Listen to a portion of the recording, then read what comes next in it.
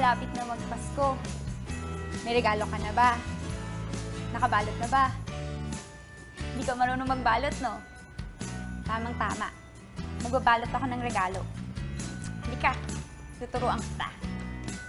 Siyempre, unang-una, kailangan natin ng regalo. Siyempre, paano tayo magre-regalo kung wala ka ng regalo, di ba? Ito yung ire-regalo ko. Ganda, no? Gusto ko nga ng ganito eh. Sana may magregalo din sa akin. Yan. Siyempre, kailangan natin ng box na paglalagyan. Tapos, gunting, tsaka scotch tape, at tsaka yung ating gift wrap. Una, ilalatag natin itong ating pambalot. Yan. Ilalagay natin siya sa gitna.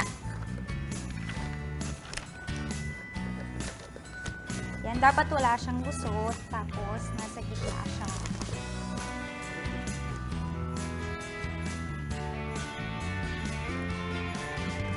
Kunin natin yung tape.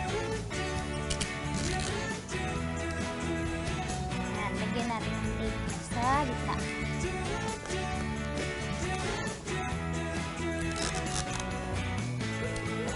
Tapos, itutupi natin ng ganito sa may gitna, yung dulo ng karton.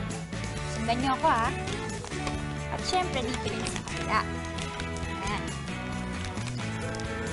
Lagyan natin ng tape.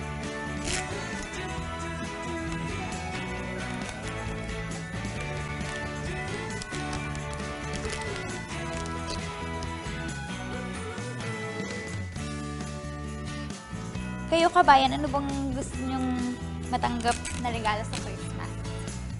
Ako, kahit ano lang, basta may mabigay kayo, di ba?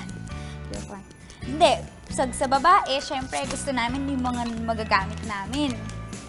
Di ba? Sa babae, siguro ang payo ko sa inyo kapag may reregaluhan kayo,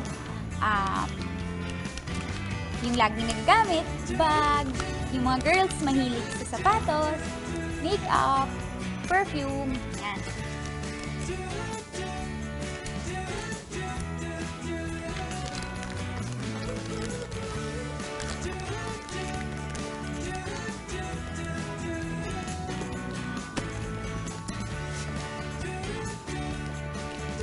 Siyempre, para mas maganda, dapat lagyan natin siya ng ribbon.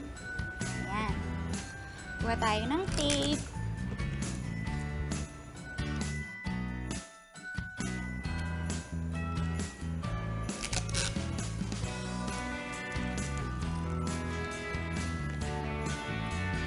Tapos lalagyan natin ito.